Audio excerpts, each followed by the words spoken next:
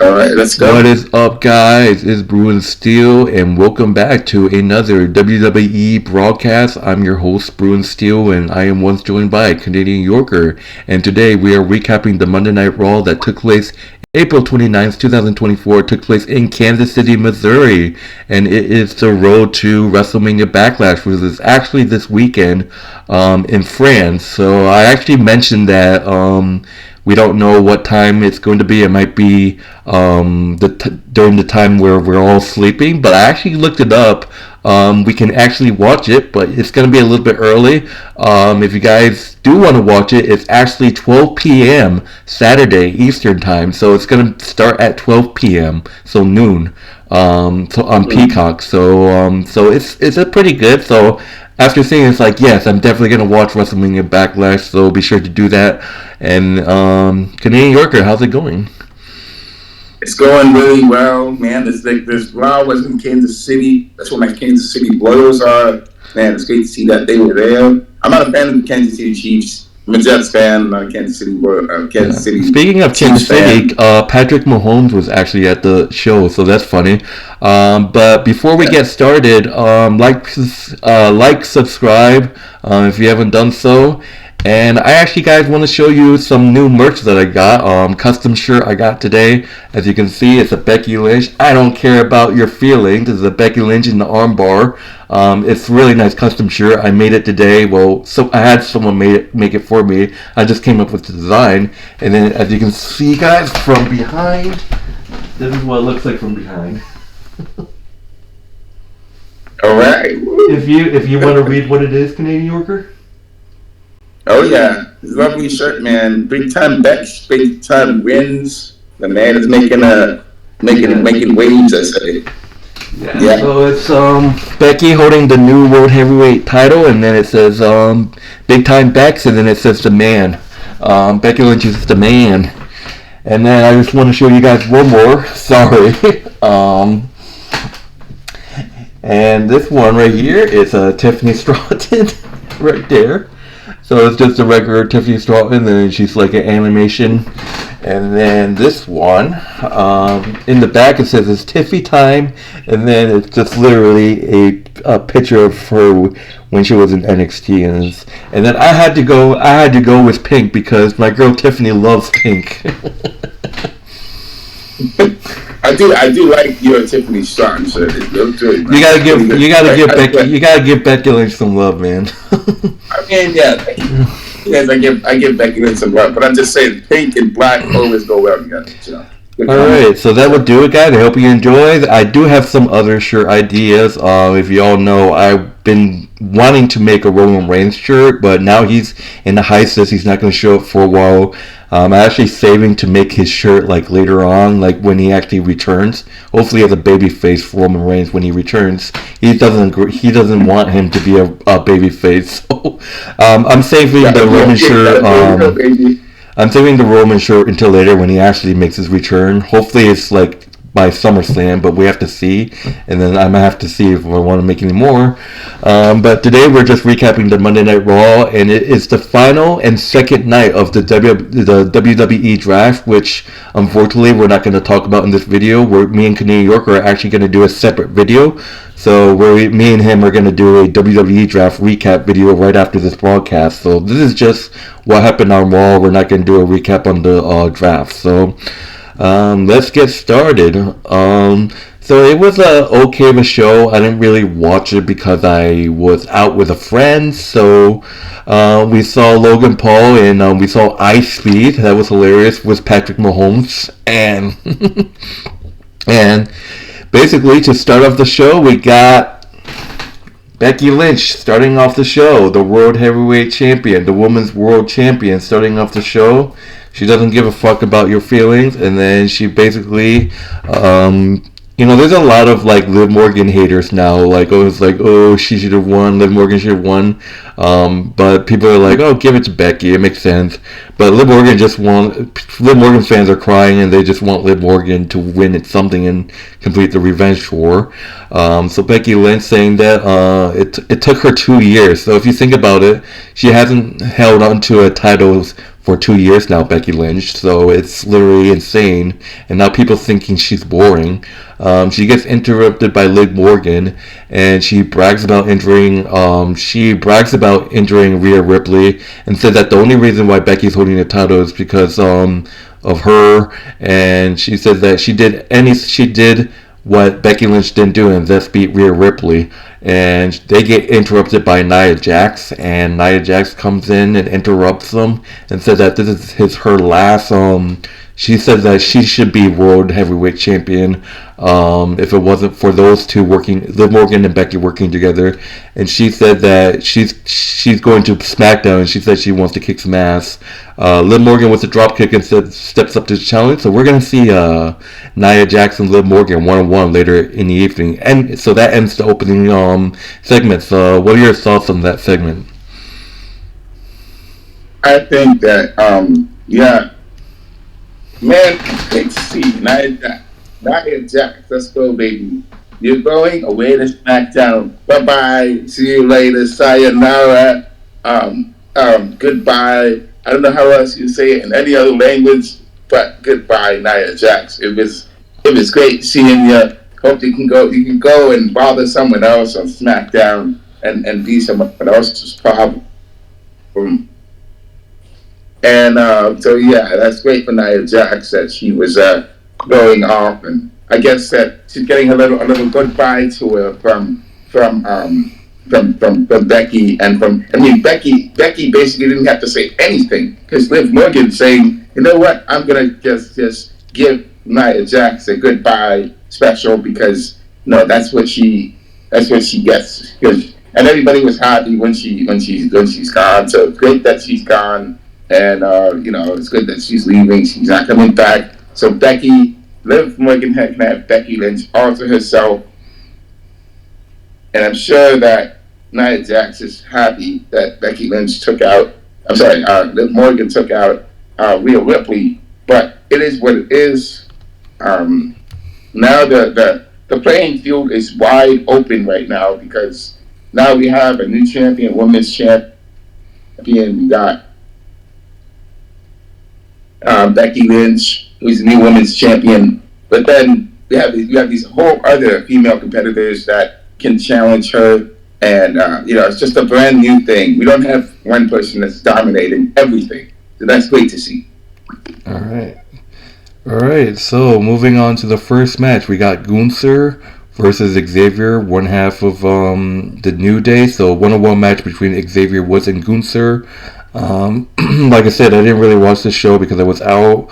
But Gunther was kind of dominating Xavier Woods' leg. A big rip to Xavier's leg. It kind of got caught in one of the turnbuckle ropes, and the referee kind of tried to help him, but Gunther pulled him away and started attacking Xavier's foot. And yeah, Gunther was able to hit a submission hold on Austin Creed to get the win.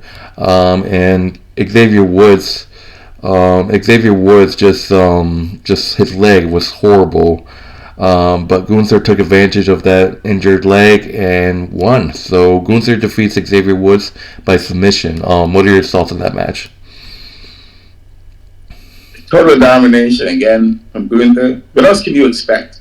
Gunther is now he's a challenger now. He doesn't have to worry about nobody. He's just doing what he usually does. Xavier Woods had the opportunity to capitalize on it, but got caught up on the ring with the ring. And these things happen sometimes in the ring.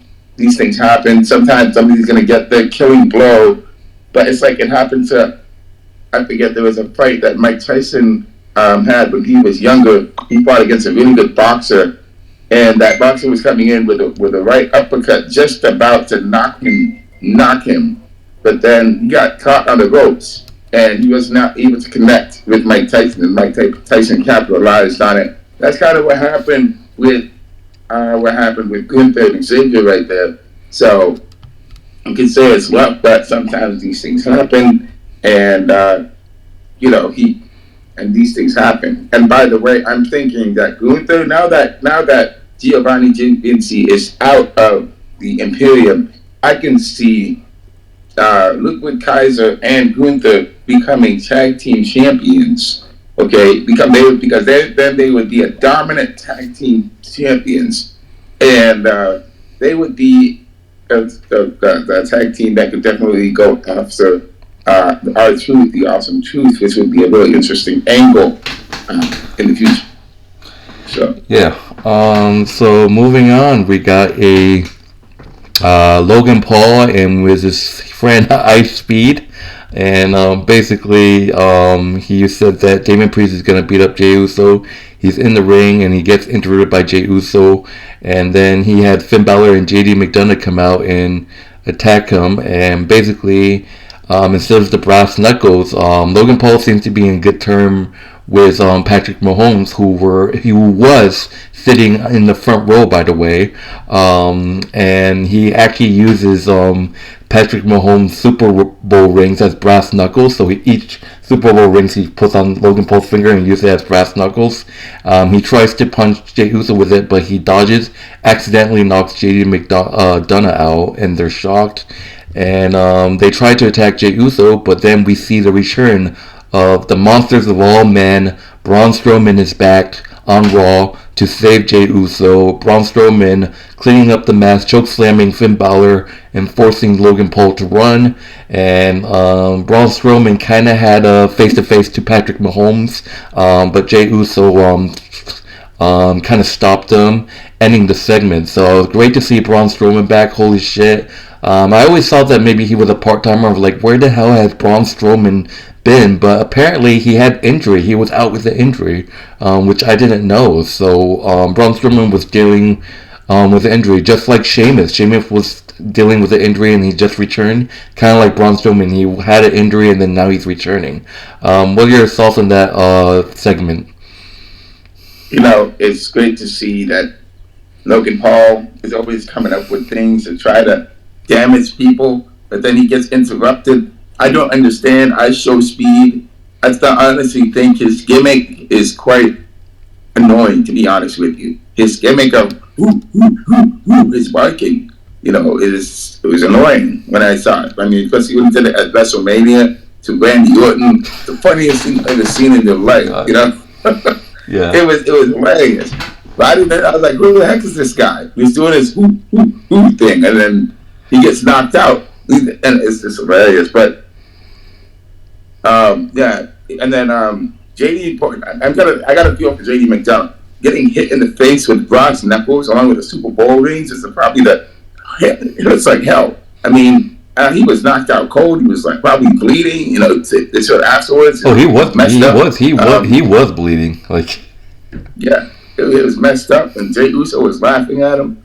Like, I mean, to be honest, you could say it was funny, but at the same time, it's extremely painful when that happened. You know, when he got hit by him, and then Logan Paul was just standing around like he didn't do anything. You know, like it was that was funny because he was in total shock. He's like, "What did I just do?" But Logan Paul being an accomplice of the Judgment Day because he's friends of the Judgment Day. This is just showing Logan Paul who he is. Braun Strowman coming back, that's great. It's great to see him back. We got to see him make another run for the championship. Whoever champion he decides to go after, he can do it now. You know, it'd be great to see what he's going to do now. It's great he's coming back from off an injury, and good for him and Sheamus. They both went through a lot. They worked hard to come back, and now they're back, and that's great. Alright, so moving on, just want to talk about something that happened backstage. Chad Gable actually got attacked by Sami Zayn, so Sami Zayn gave him the Huma kick backstage, taking him out. But that would lead up to the next match, Big Bronson Reed versus Sami Zayn. And for some reason, someone told me that this was just a one-on-one match. But this was for the Intercontinental Championship. So this was a one-on-one match for the Intercontinental Championship. It went back and forth. It seemed Bronson Reed the strongest ever. It went back and forth. But Sami Zayn did put up a fight. It went back and forth. But at the end, Chad Gable was butthurt that Sami Zayn attacked him backstage, so he came and hit Sami Zayn with the German suplex, causing the disqualification. So Sami Zayn defeats Bronson Reed by disqualification, thanks to Chad Gable coming in and attacking Sami Zayn with the ankle lock and holding the Intercontinental title up in the air in front of Sami's helpless body. But then Bronson Reed's pissed off that Chad Gable cost him the match. So Bronson Reed comes up behind Chad Gable and then attacks him with a senton clobbers. And so both Sami Zayn and Chad Gable are down. So right after Bronson Reed attacks Sami Zayn for costing him the title match, then that's like, come on, book it right there, triple threat match. Bronson Reed, Chad Gable, Sami is perfect, but they might just book it on an episode of Raw because WrestleMania Backlash is here, and they could book it like last second, but we have to see. But what are your thoughts on this match, and what are your thoughts about Chad interfering? I think it's great. Chad Gable definitely has his reasons. We know he has his reasons for attacking Sami Zayn. I think that it's a little too soon for Chad versus Sami. I think Chad Gable should still be that antagonizing nemesis that just keeps on getting in Sami Zayn's way. And then I think this will be a great story for SummerSlam, going up to SummerSlam, because I think the story should at least grow a little bit more. You know what I'm saying? Because Bronson Reed has been in the thorn of Sami Zayn's side ever since he's always faced. It seems like he's faced a lot off against Sami Zayn. So Bronson Reed has his, he's a good wrestler. Yeah, I think this match is set a little too soon. You know what I'm saying? I think that this match could wait a little bit longer. I think it should just be Sami versus Bronson Reed, and then later on we can have Sami versus Chad Gable. I think it should be, because it's sort of a build-up. You know what I'm saying? It wouldn't make sense for it to be so sudden, like this weekend, because I think the story should be fleshed out more. Oh wow! All right. So, I mean, I want to see a triple threat between Sami, Chad, and Bronson Reed. That'd be awesome. But moving on, just draft stuff that we're gonna talk about in a different video. So I'm just gonna skip that. I said I was gonna skip the draft part when Smackdown, but I ended up talking about it because I don't think Canadian Yorker here saw it, so that's the only reason. But we're going to do the video, and I'm just going to skip all the drafting. Moving on, Drew McIntyre comes out onto the stage, and once again, he complains about CM Punk from injuring him at WrestleMania. CM Punk is up in the skybox, and he literally just went there. He literally went there to piss Drew even more and called Drew a little bitch. So which sent Drew McIntyre running to the skybox. So that means and then it was hilarious. I want to mention Ron Simmons because he always says damn. He's a Hall of Fame, so he's one of the. Ron Simmons is awesome, and then CM Punk called Drew a little bitch. So and then moving on, I want to talk about. I just want to talk about something real quick until we get the the next match. Excuse me. Braun Breaker came across Sheamus. So Sheamus and Braun Breaker coming across from each other, and that's like matches I would like to pay to see. Like, holy shit, Sheamus and Braun Breaker. That's just like insane. But moving on to the next match, we got Maxxine Dupri versus Candice LeRae. And look, I love Maxxine Dupri, but what the hell are they doing with her? She just can't win a match. I mean, she did win a match with Ivy Nile, only in like a tag team action. But man, Maxxine Dupri, I love her, but she just gets too much. She just loses matches so much, and maybe Chad Gable has a point saying that he has been training a bunch of losers. I'm not calling Maxxine Dupri, but I just feel like Maxxine Dupri deserves like better, and she deserves like someone else to teach her, or like she might just go on her own. That's what the case is for Alpha Academy. I think Chad Gable's gonna break up with Alpha Academy, and there's rumors that he's gonna team up with Creed Brothers, who could be heels, like a heel faction with the Creed Brothers and Chad Gable. There's rumors that Kurt Angle said himself that he's interested in being Chad Gable's manager, like as a heel. So that'll be interesting to see. Creed Brothers and Chad Gable with Kurt Angle as their manager. But we'll see what happens. But Candice LeRae, like I said, Maxxine brain, she has some nice moves, but it's just not enough. She needs to work hard more. But I like Maxxine, but Candice LeRae was just too much for her. Hitting a deadly, it was disgusting move by Candice LeRae, a surfboard stomp, which is called a wicked stepmother. So I saw what the move was. It's like you pull your opponent's arm back, and then you literally just kick them the hell of them in the back of the head. And then Candice LeRae defeats Maxxine Dupri by pinfall. What are your thoughts on this match? Man, there's a lot to say. The breakup of Alpha Academy. It hasn't happened yet. It's just saying that it might happen. If it does happen, it would be something to cause them to break up. It would be something. There has to be some sort of catalyst. Otis has to explode. There has to be some sort of friction between. I'm sure Otis is feeling a way about Chad Gable's losses. Otis has to bring up the fact that Chad Gable has lost match after match after match, and he and Otis have to have some sort of friction between them that will cause them to break up. With Maxxine, she hasn't been on her A game recently. Neither has what's his name, Tanaka.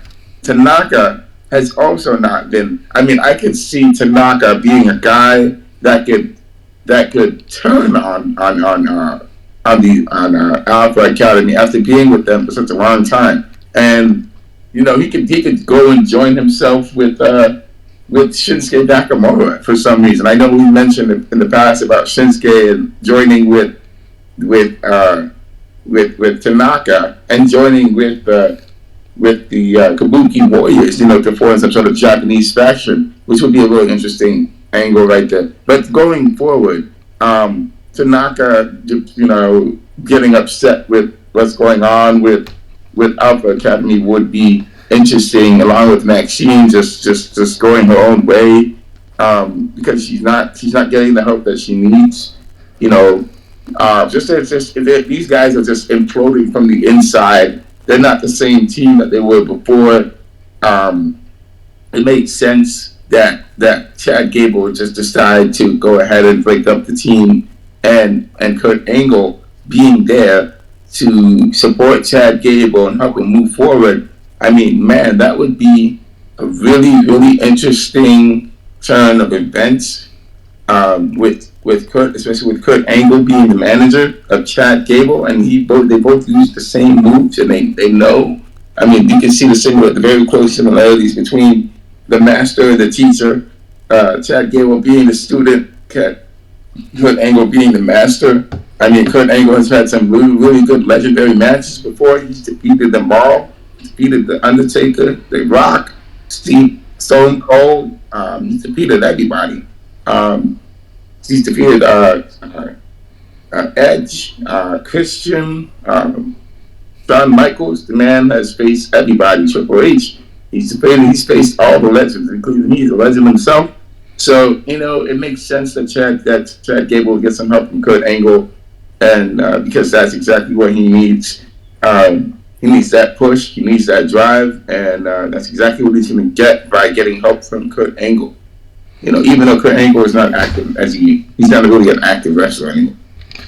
Alright, so moving on, we got CM Punk, and Drew McIntyre is still hunting down CM Punk. Like, holy shit, like, Drew McIntyre wants to rip CM Punk's head off. Like, holy shit. After CM Punk calling him a little bitch, he tried to go up to the skybox to see him and whoop his ass, but then CM Punk with playing mind games, leaving an 8x10 photo for Drew McIntyre, which was hilarious. And then CM Punk make his entrance. He said, Drew McIntyre is like an ex-girlfriend he can't get rid of. then he said that he's gonna make Drew McIntyre once he's medically clear. CM Punk said he's gonna make Drew McIntyre's health life a living hell. Then you just see Drew McIntyre just standing there up there looking down at CM Punk like he has three heads. Like he's like pissed off looking at CM Punk, which was hilarious. And then CM Punk is just trash talking, and that's pretty much the end of the segment. Before we move on, any thoughts on the CM Punk and Drew McIntyre? Where's Dexter? Where's Dexter? Dexter can be the guy that Drew McIntyre hires to stare at CM Punk that time. I was just thinking about that. Where's Dexter Loomis? Yeah. Honestly, this is a good feud that's going on between. It's good that this is started. Just CM Punk and Drew McIntyre. No love lost between these guys. They obviously don't like each other, and it's going to be a really good build up to what's going to happen in the future. I can't wait to see what's going to happen with these two guys facing off against each other. Awesome. That's all I'm gonna say. Okay. All right. Yeah. She just lagged. Moving on, we got Liv Morgan versus Nia Jax 1-on-1. So this is interesting because the last time they faced each other, Becky Lynch got involved, and then when it was Becky Lynch and Nia Jax, Liv Morgan got involved. So obviously Liv Morgan wants to step up. And I'm like, damn, this is gonna be crazy. It went back and forth. Obviously, Liv Morgan. Question is, can Liv Morgan take Nia Jax down? She could.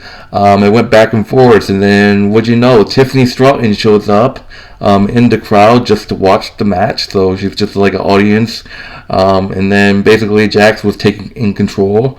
And then Liv Morgan out of nowhere, she actually put up a fight and surprisingly hits the code breaker and actually hits Nia Jax with Oblivion and to win the match. So Liv Morgan with a huge win over Nia Jax by pinfall. So that was crazy.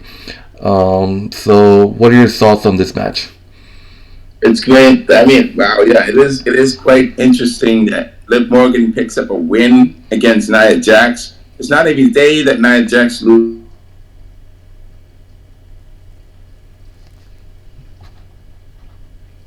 loses. Liv Morgan sends her off to her regards to go to Smackdown and live her life and do her thing at Smackdown, and she's doing great over there. One thing you forgot to mention is that one thing that was forgotten to be mentioned while Tiffany Stratton was there in the audience, Naomi came from out of nowhere and attacked Tiffany Stratton while the match was going on with Morgan and Nia Jax. And I think Naomi tried to get in the ring or something, or she was getting her down, and then Nia Jax knocked Tiffany down off the ring. That's another feud going on, that between Naomi and Tiffany Stratton. So I think Naomi is feuding with a lot of people nowadays. It's just a lot of things that's going on, all these moving parts going on Raw. But now we have Becky Liv won against Nia. That's a pretty big win. She actually managed to beat her fair and square with no help, and that's quite impressive. Alexa, stop. So that's quite impressive. Okay, so so it's crazy because that's only, you might think it's crazy, my stat might be accurate or it might, but I think that's only Liv Morgan's second win since her return, so it's crazy. It's an impressive win. Yeah, so that's why Liv fans are like pissed off, like what is Triple H doing to Liv Morgan? And I get it. It's like, Liv Morgan was she was a runner-up in the Royal Rumble this year. She was a runner-up in a Battle Royal for the World Heavyweight Championship. She was a runner-up in the Elimination Chamber. It's been stressful, but it's just been the build-up. I think it's just been the build-up for like Revenge Tour. But that's what they did with Cody. They just like build him up for a year, and then after that, he wins. That's probably what they're doing with Liv. Like, You just gotta be patient, Liv fans. That's what it is. Yeah. But moving on, we got Alpha Academy. Akira Tozawa and Otis versus Awesome Truth, R-Truth and Miz, and it's for the WWE World Tag Team Championship. No mistake, it was kind of short. It was a pretty awesome match. Obviously, I love Otis, but I just can't get the fact that he's been losing a lot. But it's like Tozawa, man, he's just like not even close. At least Otis did a caterpillar in this match, and basically, at the end, they were able to do a truth crushing finale. So it's like a double crushing finale on Tozawa to retain the WWE World Tag Team Championship. Like, I don't understand why this match even started in the first place. Like, there was no need for this match to happen. Like, why? But what are your thoughts on this match with Awesome Truth retaining their titles against Alpha Academy? I just want to say that I think that I hope this is a turning point for Alpha Academy. And what if Alpha Academy, like I mentioned before, what if Alpha Academy does break up? Or here's a point about what if they don't break up? What if they are sick and tired of of losing all the time, and they actually make the heel turn that they need to do and actually become heels and join Chad Gable? Because if they join Chad Gable, they have the numbers on their side, and they could have used that to their advantage to actually beat Awesome Truth to get the tag team titles. But Awesome Truth has their thing going on with the Judgment Day. So I don't think the Judgment Day is quite done with the tag team titles yet. So maybe Alpha Academy would probably turn heel. I just want to say for the Awesome Truth, it's great that they are doing their thing. I don't think they're going to be losing their titles anytime soon, because they're a pretty good team, and our Truth has just been killing it with his references. It's just been funny. He's been a great champion, tag team champion so far. Him and our Truth and the Miz, they're doing their thing. They're doing great. So I don't see them really losing their championship anytime soon. I hope it can continue for a few more months, and up until SummerSlam, we'll see how it goes. So it's good for them. All right, so moving on finally to the main event of Monday Night Raw, we got Andrade, main event Jey Uso and Ricochet versus the Judgment Day, Damian Priest, Finn Balor, and JD McDonough in a 6-man tag team match.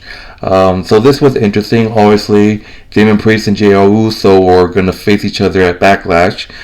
This was a crazy match. Obviously, Finn Balor runs interference, and a couple times it just showed that Judgment Day is exploding, like breaking up. At one point, Damian Priest was kind of pissed off at JJ McDonough for pushing Jey Uso off of the top rope, and that's when Andrade and Ricochet was out. Jey Uso pretty much did the work. He hit a spear on Finn Balor.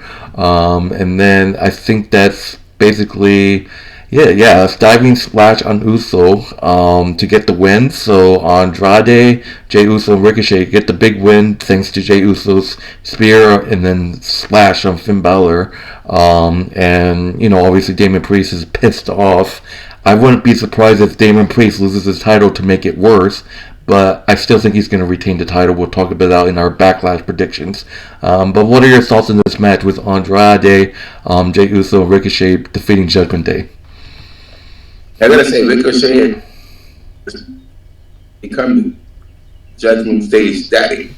That's who he's become. Because every single time he faces the Judgment Day, he seems to be winning every single match that he has against the Judgment Day. So Ricochet is officially the father of the Judgment Day, not Edge. Ricochet is. It's like how LeBron James and the Lakers lost to Denver Nuggets with Jamal Murray. It's the same situation. Ricochet hit those 2-game winners against them and dunked on all over Judgment Day. And so that's the way it is. Jey Uso, he's doing his thing. It's actually good that Jey Uso did not join the Judgment Day, because this would have been the result for Jey Uso. Him joining another team, They're not doing well. They have to face. They got to cheat to win. And Jey Uso's doing fine just by himself. He's had some really good matches. He's had some really close calls. But he's doing great. He's thriving and surviving. Andrade is also great.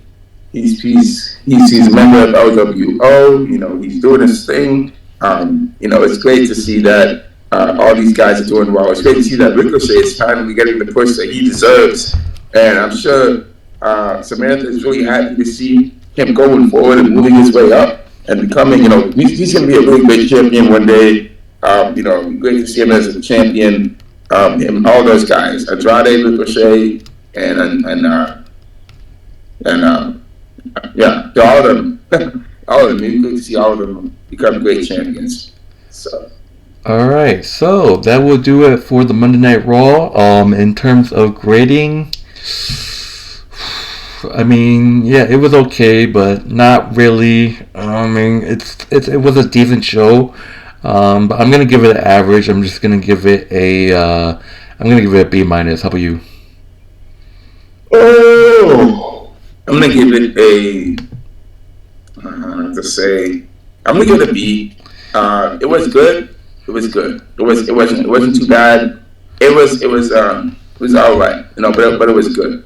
So that's all I have to say about it. Alright, so that will do it for Monday Night Raw. Thank you guys for watching. If you haven't done so, like, subscribe, and be sure to check out my friend Canadian Yorker's channel, the link will be in the description, as well as our WWE Wrestling Bros, which is our wrestling channel. The link will be in the description as well. And then we will see you next time for the Friday Night Smackdown broadcast. We got a WWE draft recap video for you guys coming up, and then our WrestleMania Backlash predictions video, which will be once again this Saturday at 12 p.m. Eastern Time in France. I'm kind of shocked that we can actually watch it. I guess the time difference is a little inky in some countries, but it's going to be in France. Be sure to check it out at noon, 12 p.m. Eastern Time on Peacock. I'm definitely probably going to try to watch it. But anyways, my name is Bruno Steele. This is Canadian Yorker. Enjoy your evening. Hope you guys enjoy yourselves, and see you guys later. Anything else? No more points to make. I'm all tapped out. Hope you guys have a great day and enjoy the weekend. All right, take it easy, guys. See you later. See you guys in the next one.